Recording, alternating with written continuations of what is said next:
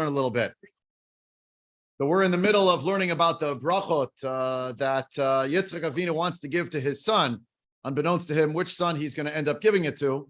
And that's what we've been focused on. Last we learned, we were talking about from a methodological perspective, the fact that Rashi sometimes doesn't just give us a comment to try to answer a particular question, but he gives us two comments. And those comments are mediated by the expression davar acher. So he gives us an explanation, and then davar acher, a second explanation.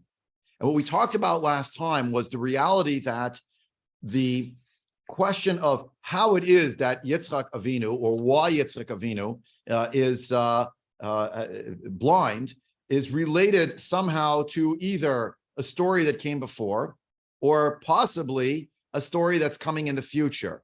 We saw two such ideas in Rashi. The truth is there are three such ideas in Rashi. And I noted last we spoke that the earlier manuscripts of Rashi only have two, and we focused on both of those last time, and we'll probably discuss those more again today. But I want to open also the third interpretation with the caveat that it might not actually be originally in Rashi. For those who may not recall from last week, there's an idea that we understand today as being par for the course. We print Svarim. And if anyone was to write notes in a book, it would be obvious that they wrote notes in the margin of a book that was printed.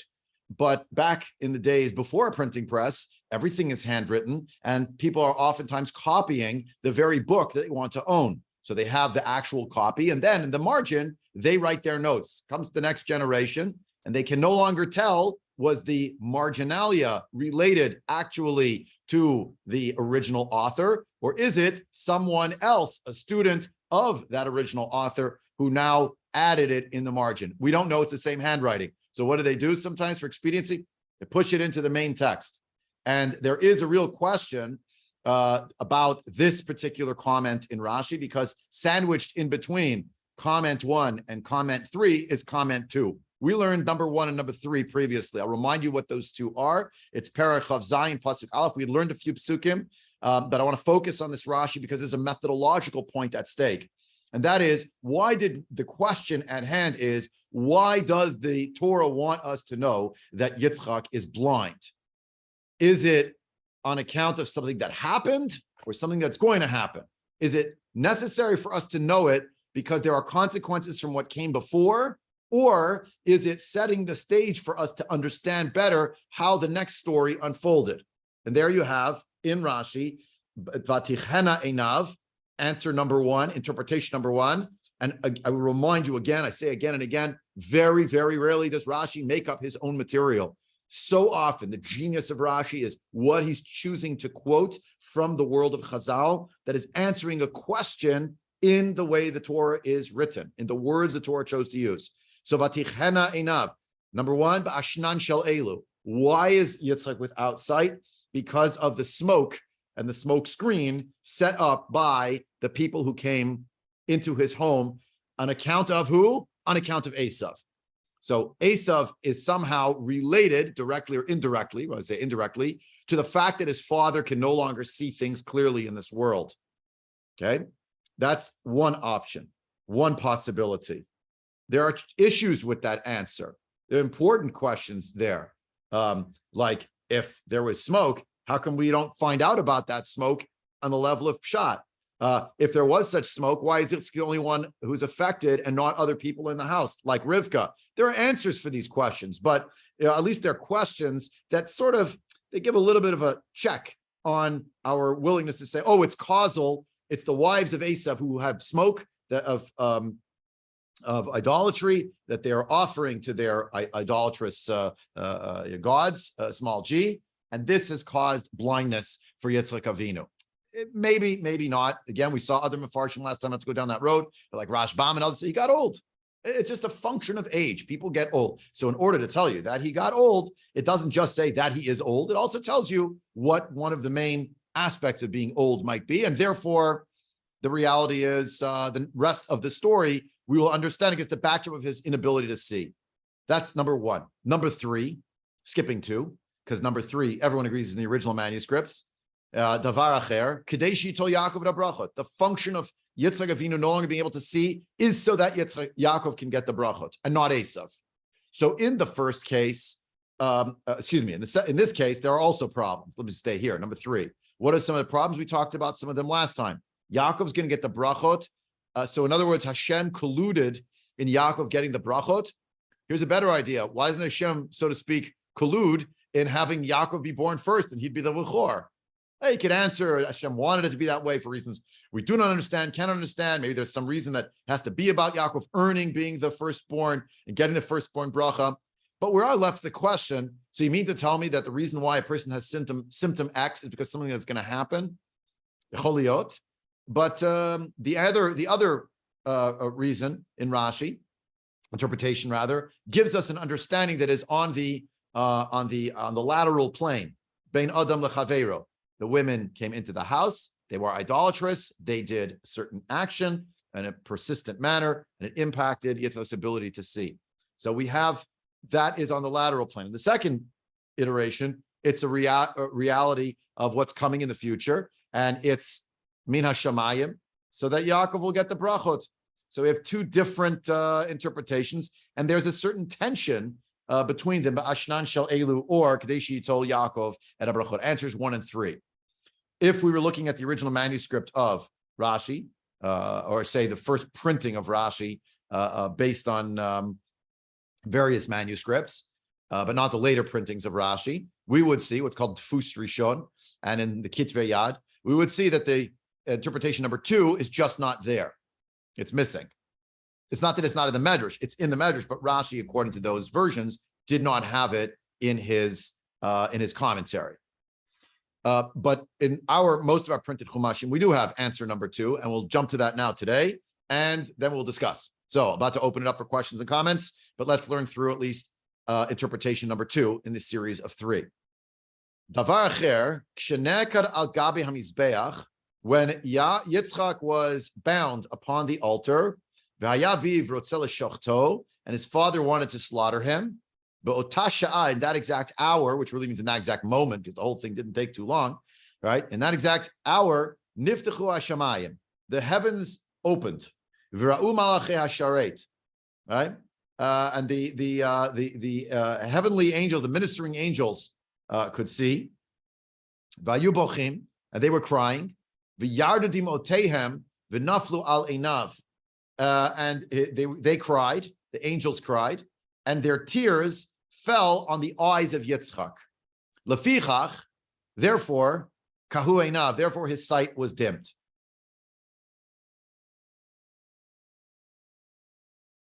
So in this version, the reason why he lost vision now, or maybe he had lost vision a long time ago, sounds like it's now. Right? It sounds, when he became old, his eyes grew dim. It sounds that way in the level of pshat. Is this claiming that he was already blind before? And if the tears went into his eyes and he was blinded before, a long time ago, I mean, it would be quite a delay, right? He's either 5, 6, 7 years old at the Akedah, or he's 37 years old. But in either case, he's much older now. He's 100. So it's a long time after. So it took all that time. The drops went in his eyes, but it'll take a little time to have an effect, like some number of decades. Could be, but, or no, when he was old, which explains why he was talking about his death and the desire to give brachot. And by the way, his eyes previously became dimmed. When? His vision dimmed when he had the experience of the Akedah. Could be, but is it a stretch? In answers 1 and 3, it happened now. And it's obvious it happened now, either because of something that just was going on or something that's going to happen. But in answer number 2, it's a long, long delay, or it's somehow a little bit forced to claim he already lost his vision way back when. Why didn't the Torah tell us way back when? Why did it wait? It's a question. It's a question. So it's just something for us to ponder, if you will. and to turn over.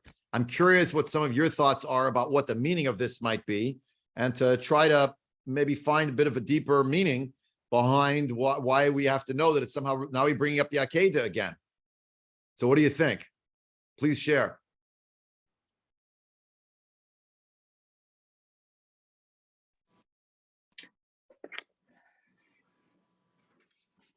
I'm still on the other two. And the first one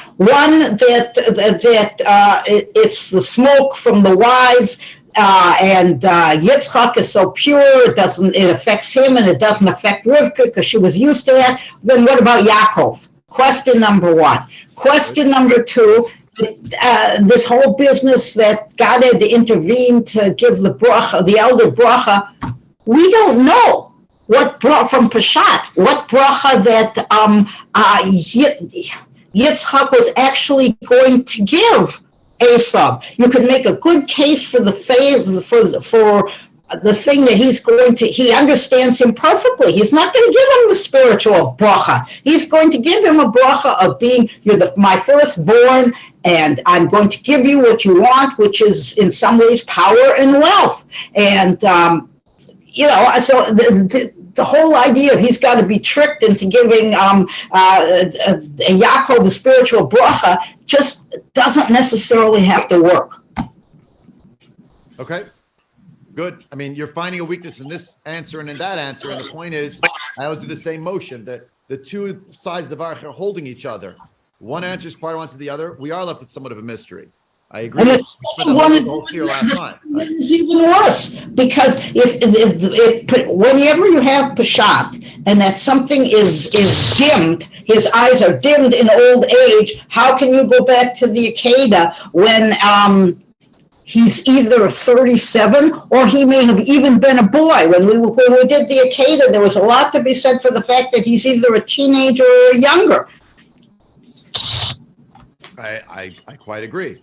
I will mention, though, the medrash that is found here in Rashi as interpretation number 2 about the Akedah is actually a medrash on Parshat Toldot, and is actually explaining Vatichena Einav Miraot. In other words, it's not like, again, either Rashi put it in, he wrote it in later, or one of his Talmidim put it in, whichever one. They weren't drawing from the Medrash Rabbah in Parshat Vayera. It's the Medrash Rabbah here. In other words, it's explaining the words Vatichena Einav Miraot. So actually in the Medrash, the Medrash says, Davar acher meraot mikoach ota re'iyah, right? On account of that vision that he had, what he saw. And it describes that the angel's tears went into his eyes and they made an impression. And so once he got old, that's when it took effect. But it had already made an impression at the Akedah. It just didn't take effect for many decades. But to think on a little bit of a deeper level, perhaps, I mean, because we have to start figuring out, like, angels are not physical. So now suddenly they're crying and they have tears and it's landing in someone's eyes. Like, Hashem could do anything. So maybe he made angels that could do that. It's possible. But what about the possibility of Yitzchak Avinu having been very deeply spiritually impacted by the reality of the Akedah? And now his eyes had seen such holy things, if you will, and meaning the experience was, on one level, extremely elevating, but another level, traumatic. In other words, it made a deep impression on him. And maybe that has an impact on his ability to even see things in the world for what they truly are, as opposed to Rivka Imenu, who understands better how things truly are. And I grant you, Shelley, great question about, Yaakov. Why wasn't he impacted? Shoshi, wanted to mention something? Well, I was going to say the same thing, the emotional aspect of it. Now, the spiritual, this amazing, no matter how old he was, whether he was a child or he was a teenager or 47, right? 47. No matter how 37, teenager or 37, or a kid 30, or a little kid. We don't know the age. Yeah. It doesn't matter. The impact, we know when kids are traumatized or adults are traumatized, the effect it has on them and on the next generation and on the following generations, and even on the fact that he married a 3-year-old, if she in fact was. Well, again, another question. He saw the internal part of her. The physical essence is no longer there. His life is a complete different world than what you and I or anyone else can imagine. And so he only views life from a spiritual aspect. And therefore, it is, for me, the question is, well, then he understands who Esav and Yaakov are because he is such a spiritual human being. Why would there even be a havamina of giving a bracha to the wrong person? What would he need to physically have blindness? He has emotional, saying he was so scarred by it that he didn't have that inner, but that doesn't fit who the person is. Right. So he steps to him. Yitzchak Avinu was, in a certain sense, otherworldly. Yes. Yes. Right. I think, and we all know such people. And it's a very high level, right? By the way, what does it mean that angels are crying? Why are the angels crying at the Akedah? What are they crying about? Hashem gave a mitzvah, and the mitzvah is the mitzvah, and the person's carrying out the mitzvah. Why are malachim crying? Well, potential, lost potential. Loss of potential. Even in Shamayim, there is a question hanging over the whole Akedah. Even the angels are saying, what is going on here? Mm-hmm. Yeah. And the elevation spiritually of a Yitzchak Avinu to such a high degree, he can see malachim. But what can he no longer see so clearly anymore? People. Even people who live in his house. Even people who are his own children. Yes. It's not a criticism of Yitzchak Avinu. On the contrary, he lived at a higher plane. By the way, this is why Chazal describe it's in Parsha Toldot, right? That's why Gur Ba'aretz Hazot. You're the Olat Mimah. You're the elevation offering, the complete elevation offering. You cannot leave Eretz Yisrael. You're not meant for going out into the darkness of the Galut, right? But the idea here that somehow he was impacted, and it was, according to the Medrash, it is on a delay. And when did it kick up? Right now. All right. So by the by, and it's, well, Shelley, hold one more second. I have to make one more point here, and I do want to hear what you have to say, but give me one more minute. By the by, it's just interesting. 1, 2, 3 interpretations. This middle interpretation bridges the first and the third. Yitzchak Avinu is on such a high spiritual level. He is his eyes have seen such things that his eyes, the way that he takes in the world, cannot abide impurity, idolatry in any way, shape, or form like anybody else. Not even a Yaakov Avinu. Because Yaakov didn't have an Akedah. Yitzchak had an Akedah. He lives in that world. So therefore, he's so spiritually attuned and connected to Shamayim. Even just the smoke that is to Avodah Zarah impacts him negatively. And also, a net impact of the Akedah is his vision about people is occluded. When does it come into full effect? When he gets older and he thinks about his mortality. And I don't doubt, by the way, that he was physically without sight. But I'm saying on a spiritual level, he was blinded in a certain way, not only previously to who his son was, but increasingly so as it comes to the end of his life. Why? Because he had an Akedah experience. And what happened to that Akedah experience, by the by? Almost, had it gone through, Lo Aleinu, it wasn't supposed to go through, but the counterfactual version of the story, a father would have turned against his son. What is Yitzchak going to do? I'm going to give a bracha to my son. Now, he'd never had a mitzvah to kill his son, obviously. But you see where there's a relationship, a father-son relationship. Yitzchak saying, how could I not give a bracha to this boy? And then I give my other son, but he's the eldest, etc.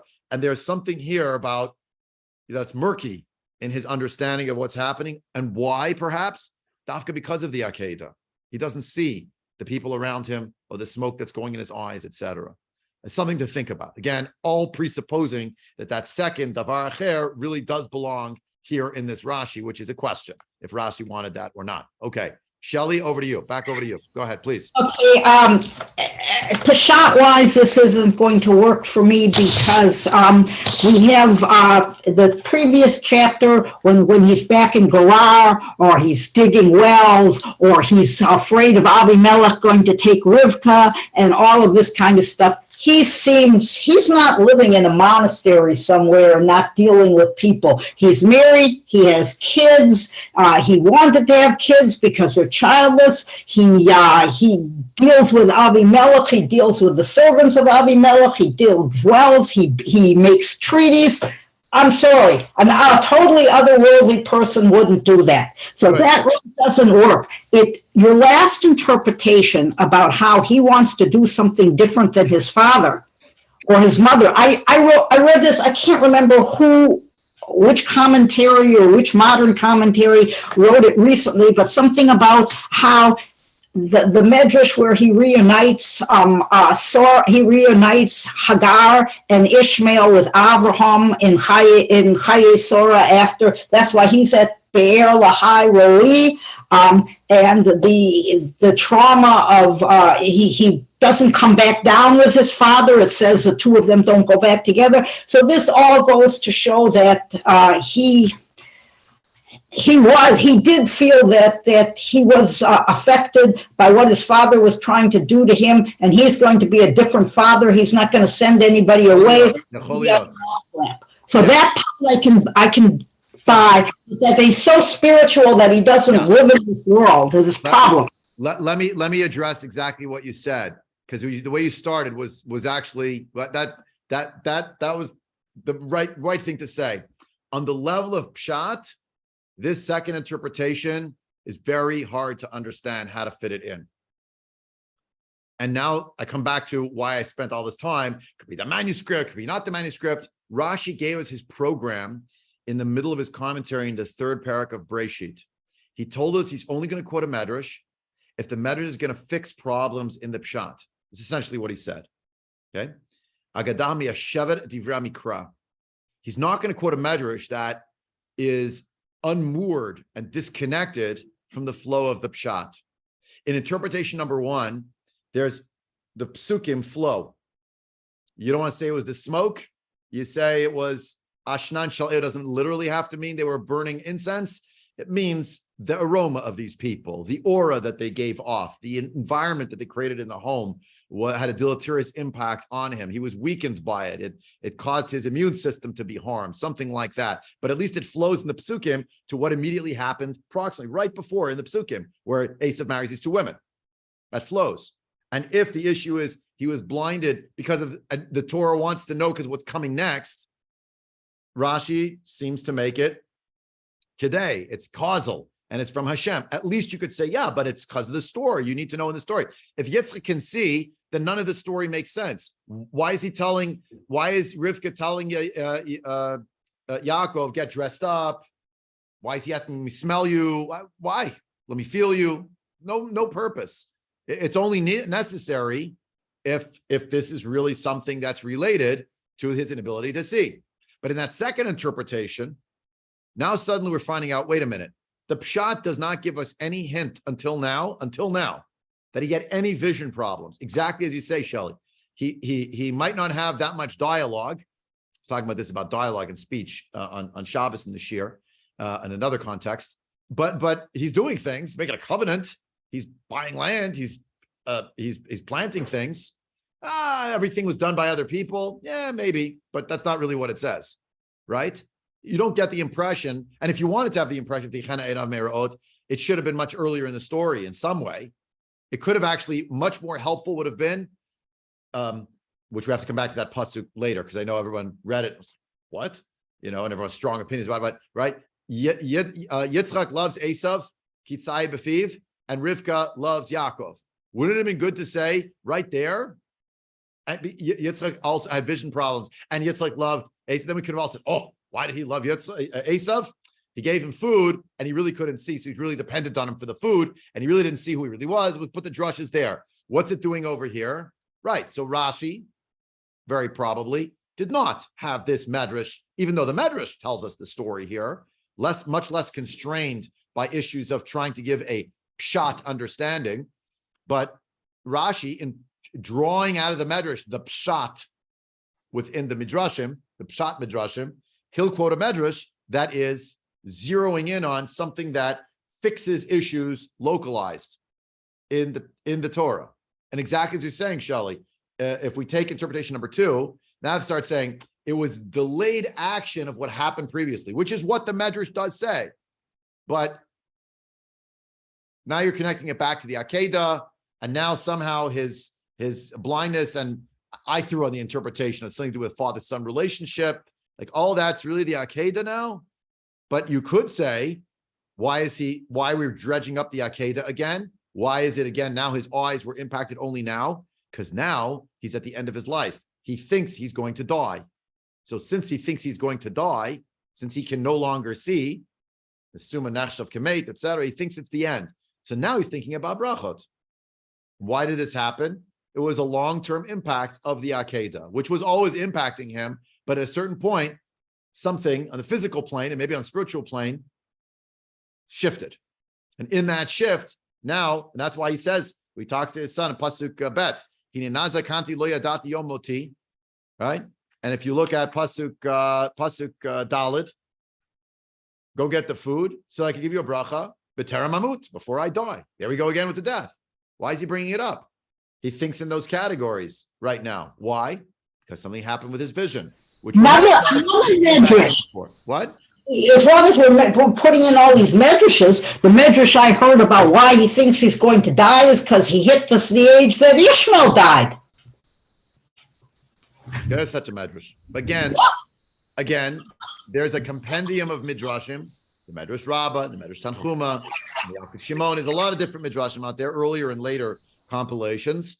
Rashi doesn't quote all of them. He doesn't just say, go read the medrash every time. He tells you, here's what I want you to focus on. Here's the slide I'm putting in the microscope. Focus on this. It'll tell you something about what's going on in the words of the Torah. But this interpretation does sort of bridge a little bit what's going on before and what's going on after, right? Because there's something here about, this is Mina Shamayim that he can't see. Second interpretation we're focusing on now. Second interpretation is he can't see. Something's wrong with his vision. It happened because of something that Hashem was mitzaveh. It's a consequence. It's not that Hashem took it away, but really that he looked at something in Shamayim and he saw the angels crying and their tears went into his eyes. Why do angels cry? They cry when they're emotional. How emotional could they be? They're not supposed to have temptations and they're not supposed to have emotions. I thought, okay, Taka, they have emotions in this instance. Why? Even in Shemayim, it reminds us, by the way, later on, we just read it recently with the Asar Hurugei Malchut, the 10 martyrs. What's described there? That the angels are coming to Hashem and saying, how could you let this happen? They're saying to Hashem, they're protesting. Why they protest? Even in Shemayim, you think you can't understand it? The Malachim don't understand it. Only Hashem understands why this should happen. You think you don't understand the Akedah, and it's very painful to read and understand? The Malachim don't understand. They're in pain over it, and they're crying, and there's a consequence that impacts even Yitzchak Avinu, a sort of a, what could you say, a sad a byproduct of an otherwise incredibly intense and heroic moment for Avram and Yitzchak. And then, of course, not for today, but then we can get into the whole story again about Sarah. We talked about it at the time. We learned Chai Sarah. Sarah Imenu passes away. The moment of victory, he comes home and Sarah Imenu's passed away. And then the Midrashim say, oh, it's related somehow to the Akedah. There's a price paid, it seems, even for following the mitzvahs. And it leaves us also with the Baruch Dayan Ha'emes bracha. And like, what? But that's what happened. Shelley, I'm sorry, another comment or question? Go ahead, please. Yes. Okay. Helen is back. And then Helen. Okay, Shelley and then Helen. I didn't see your hand, Helen, because you're just on the phone there. But give me a minute. Sorry, yeah. Take Shelley and then we'll back to you. Go ahead, Shelley, and then Helen. Going to the Midrash that he's afraid he thinks he's going to die because of Ishmael. That would also go into why he wants to bless Esau. He's not going to do to his firstborn son what his father did to his firstborn son, and so he's going to bless him. I still think that the evidence shows that he was not going to give him the spiritual blessing. Right. Well, we get to the brachas themselves, but you know already what's gonna happen. For sure. For sure. And remember, even going back to when Ishmael is sent away, you've got the idea that Hagar puts him in one place and leaves him alone because she does not want to see what is happening. So we've got seeing back there. I can't help but think that his not seeing now is also related to that. He's not going to put himself in that kind of position, even if he can't see. He is going to love this child. Well, I hear it. I'll just let it sit because I think it's an important comment. Helen, you had something you wanted to add? Okay. In regard to emotional feelings of Malachim, Chil Uber Odo Yochezu Mine Yom Hadin. right? They are frightened for us. Right. And so they do In that show piyut, yeah, in emotion. that piyut, yeah. Right, right. And then They're afraid for us, regarding, right? That's true. They're right. seized with the trembling Regarding and the- fear. right. So it's not the first time that they exhibit emotion. Secondly, about Yitzchak and his persona. Now, as an adult, Avraham gets him on the Mizbeach, and he blandly asks his father, "Where's the korban?" And so the For whole, the Mizbeach, they're walking when he asks them that. yeah. So he's asking very innocently, "Where's the korban?" And so this reflects what was the persona of Yitzchak from the get-go, and how his relation to his sons, not really understanding kind of acceptance, a persona of acceptance. And I wonder if any of the Meforshim touch upon that. We will get into it, but just to echo what you said moments ago, yeah, it's possible that Yitzchak did not truly understand his children. And it's possible he understood them only too well and was trying to give each one, as Shelley was alluding to, the bracha that would be appropriate for them. It didn't work out exactly as he had hoped, but there was at least something there. And we're going to see how it played out. I'll also note that the last pasuk in chapter 26 is both Yitzchak and Rivka are on the same page, but the fact that they're embittered of spirit, that the Esav has married these two women. Then you come to chapter 27, and that's where you see the great disconnect of not dialoguing about issues, but rather Rivka realizing, I can't reason with him. He just won't see. Therefore, I have to get, right? Yeah. I'm just gonna have to get cracking with some other plans involving Yaakov, right? It's like my husband is blind when it comes to our son Esau. He's just blind. He can't see anything. Yeah. In the metaphorical sense. Okay, that's good. Yeah. Thank you. Thank you for those thoughts. Debbie, you wanted to say something, please. Just unmute. I don't hear you yet. Yeah. I think sometimes we don't put enough emphasis on, okay, so the Akeda happened, but I happened to go to a shir yesterday that had to do with idolatry, so it's like fresh on my mind. But the key is that the Akeda was a huge separation between us and where we came from and everybody else, because all of those idol worshipers thought nothing of throwing their children into so do you know how just like we take for granted that we have a direct line with Hashem, which other religions don't, it's kind of part of what, yeah, all right. So I think sometimes we don't focus enough on so the other worldliness that came up before of Itzhak, I think is connected to what I'm saying, that as Jews, okay, it's in the parsha, we study at the, but it's really huge in terms of who we are and everybody else. There's no gainsaying that reality. That is for sure the case. That's for sure the case. In our exploration of the story of the Brachot, the question is, so to speak, how much is the story of the Akeda in the room? And to your point, a lot. I think right. A lot. So it's kind of like the question of how often when you go into shul today, is there something related to the Shoah that you hear in the Parsha or the Drasha or in the Tefillah? And you'll have different people with For me, a lot. I know for you, I'm aware. but there are different people. And the question, and that's why we're discussing it here, is that the second interpretation draws back the most intense connection, Shamayim and Aretz, in the lifetime of Yitzchak Avinu, where he becomes this elevated soul. And what were some of the impacts of that? Because is the impact he was so spiritually attuned that now he was damaged by other things that happened? It was like a trigger, and he couldn't handle it. Is it that it was going to have an unintended consequence in another way, which is that he is disconnected from his children in a way?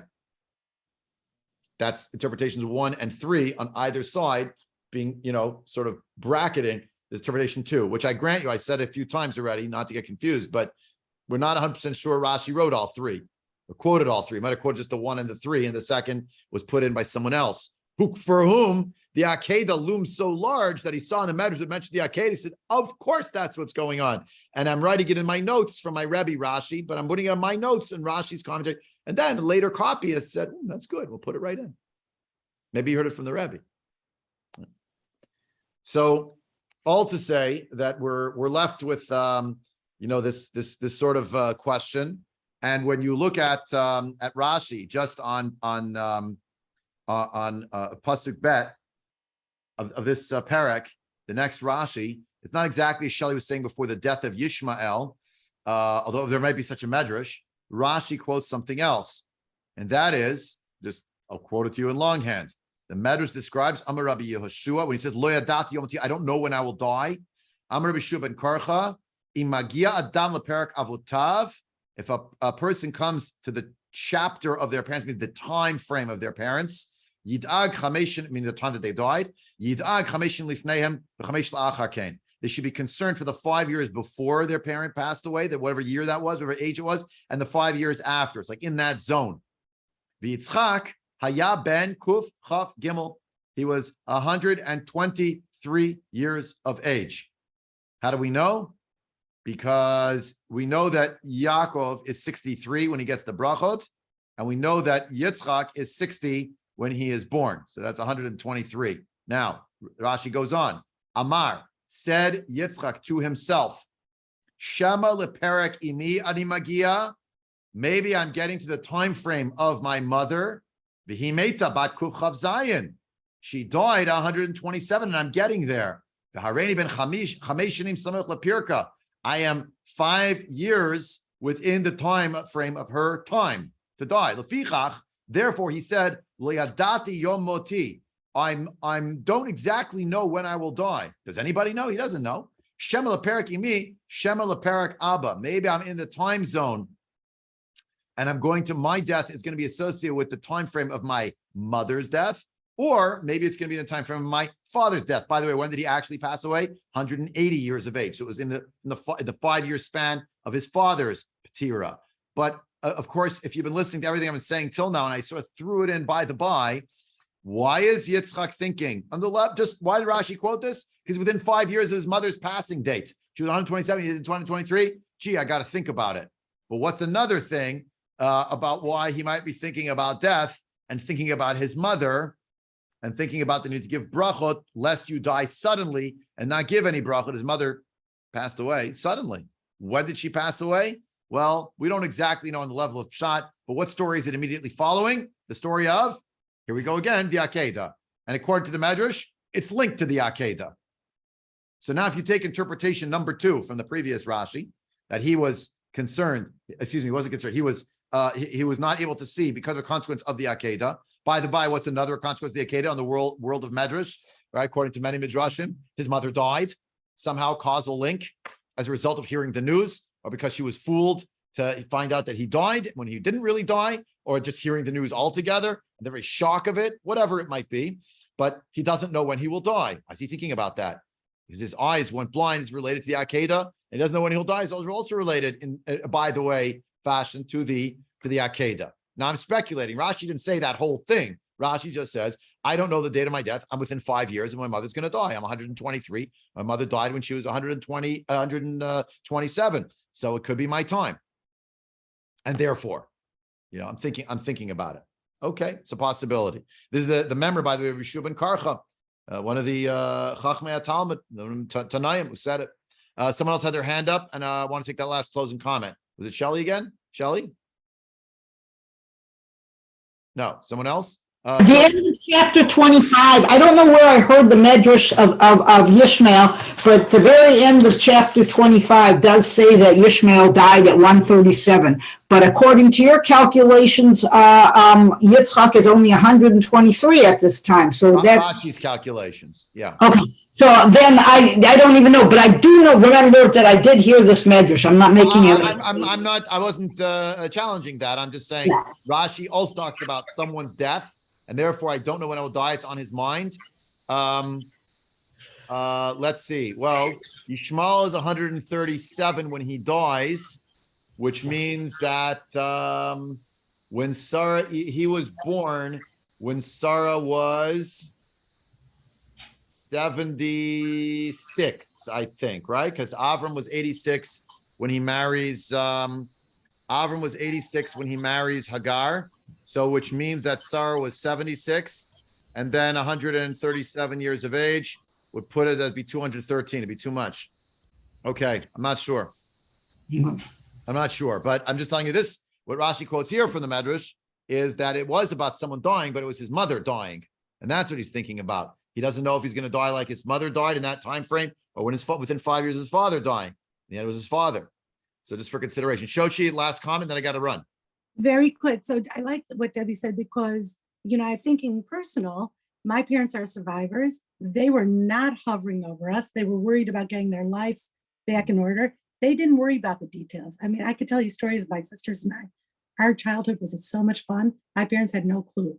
Because of that, we were much more involved in our children's Different lives. people. Right? Okay. You know what I'm saying? Like we were much more helicoptery. Our children are much more helicoptery to my grandchildren. But you know what I'm saying? When you're a survivor, you're just surviving. And the different people, right? I think there were different families and different things, but I hear you. I certainly hear you. I think didn't care about the details. It could be, and again, different people do different things. I'm just was quoting in that context of like when you look at that Rashi. Why is Rashi bringing up the, or why is it a Medrash quoting something back from the Akedah? Because it was that traumatic that it was coming up, often, in his mind. And for others, maybe not. Yeah, for sure. Anyway, thank you for that. Thank you to everyone who's here joining us this morning. You're welcome to join us to share on Thursday, 9:30 a.m. at that same address and all that. And then if not, we'll see you next Monday.